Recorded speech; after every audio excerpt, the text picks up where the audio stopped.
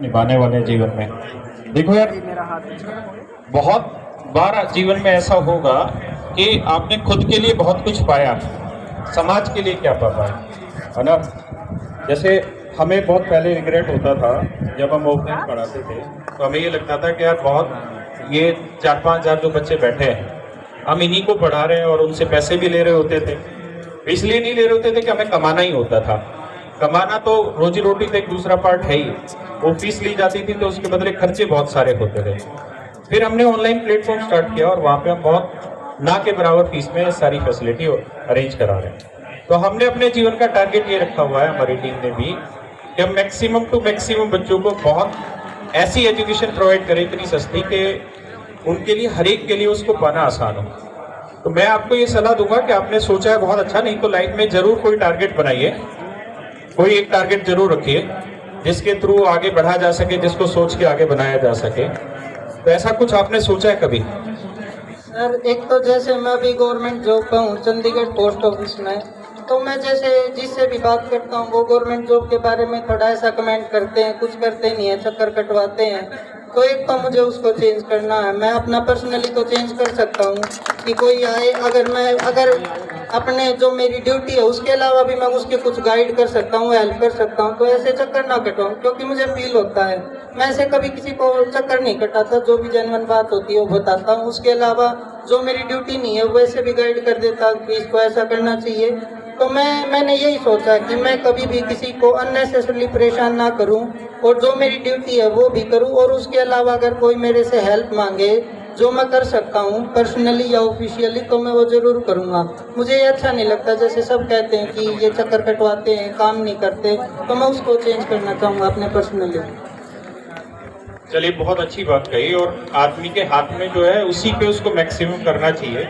और मैं ये सब बच्चों से ही रिक्वेस्ट करूंगा जिनका भी सिलेक्शन हुआ है, सबसे बात भी करेंगे हम कि पैसा आप बहुत ज्यादा कमाने के पीछे भागिए मत, क्योंकि जितना भागेंगे उतना मरते चले जाएंगे।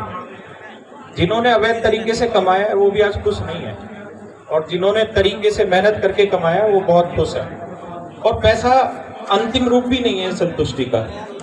आपके एथिक्स बहुत चीज वैल्यू करते हैं, आप अपने मन में क्या सोचते हैं चीजों के लिए, वो बड़ा जरूरी है। मैं भी बहुत बार कभी लाइनों में लगते हैं सरकारी कामों के लिए, तो मन से गालियां ही निकलती रहती हैं। साले इतने बच्चे पढ़ा दिए लेकिन पता नहीं क्या कर रहे हैं, यहाँ पे बैठ के लाइन लगवा रहे हैं, रिश्वतबाजी चलती है।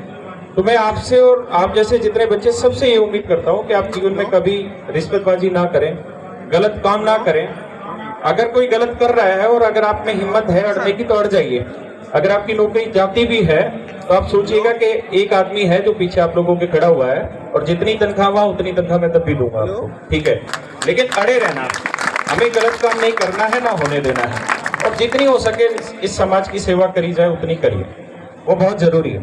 अच्छा, एक चीज मैं और आप सब लोगों से मांगता हूँ जिनका सिलेक्शन हुआ है, मेरे बच्चों, आप बहुत सारे बच्चे जिनका सिलेक्शन हुआ, बहुत सारे बच्चे आए हुए भी हैं, अपने माथे पे है ना ये लिख मत आना कि आप सिलेक्टेड स्टूडेंट है, क्योंकि जिस दिन ये घमंड वाली चीज आने लग गई ना, उस दिन से समझना कि आप नीचे उतरना शुरू हो गए।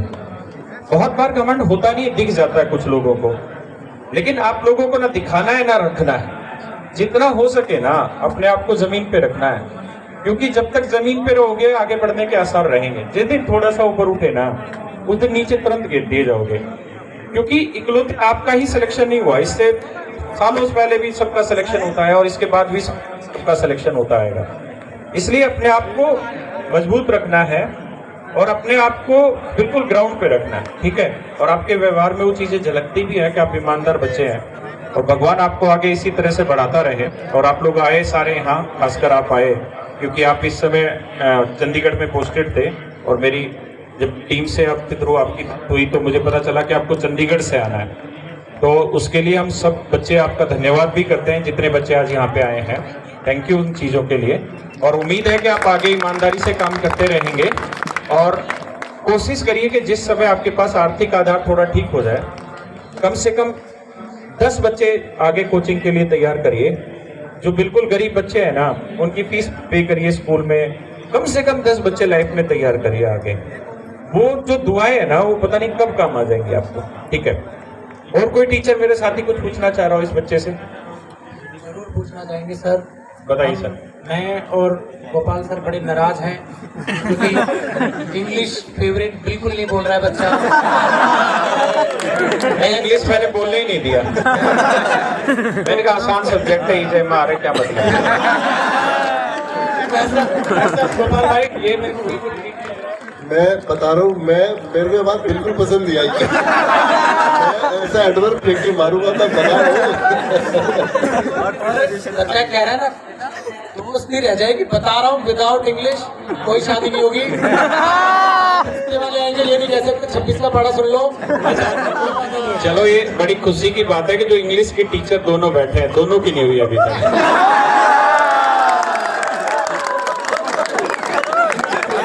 और मैथ वाले जितने इनका 10वीं में ब्याह हो लिया। तो चलो मैच को एंजॉय करते हैं, फिर बातें करेंगे लोग मीट से। चलिए बैठिए आप लोग, बैठिए एंजॉय करते हैं। और पेशेंस रखिए बच्चों। जो बच्चे तैयारी कर रहे हैं और इनकी बातों को सुन रहे हैं, लोग मीट जैसे बच्चों की और भी बच्चे, उन सबसे हम बात करेंगे। इन चीजों से ना मन में कुछ बनाइए, चीजों को तैयार करिए कि हमें भी सिलेक्शन लेना है। अच्छा ये भी तुम्हारी तरह बीच में ही बैठा होगा कहीं ना कहीं, इसको भी बहुत बार धक्के मुक्की लगा होगा, इसको भी बहुत बार ऐसा होगा कि बैठने की जगह प्रॉपर नहीं मिली होगी। तो ये जीवन सबके साथ स्टूडेंट का संघर्ष का ही रहता है और स्टूडेंट जीवन ही संघर्ष में है। तो घबराइए मत, तैयारी करते रहिए, अपने आप को कभी भी पिछड़ा हुआ मत मानिए तैयारी में। रोज आगे बढ़िए, मेहनत करते रहिए, जरूर एक ना एक दिन आपका सिलेक्शन होगा। ठीक है यासिर? चलिए मेरे बच्चे बैठे। Thank you Thank you so much for this lovely match देखने चाहिए। Thank you so much for this lovely motivational speech by Rakesh Yadav sir and lovely. So guys, आप सभी से रिक्वेस्ट, आप पेवेलियन रोड जाएं और अपनी सीटों में बैठें। गगन सर थोड़ा